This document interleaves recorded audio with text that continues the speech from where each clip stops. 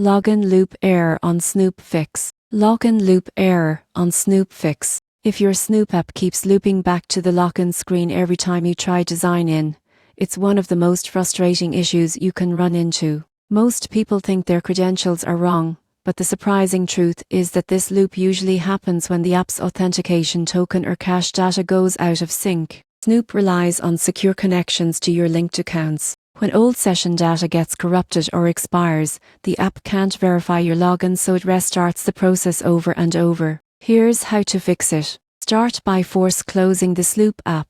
Then, go into your phone settings, locate Snoop, and clear both cache and store data.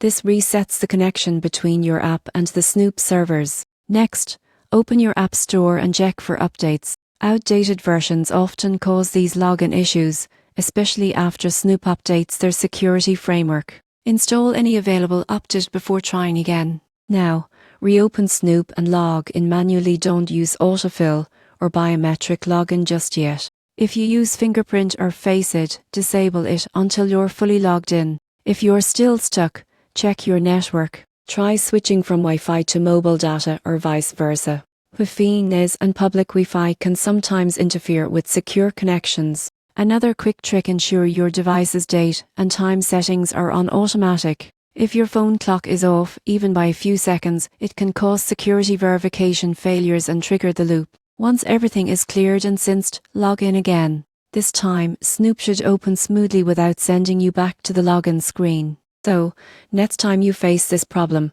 don't panic. It's not your account that's the issue.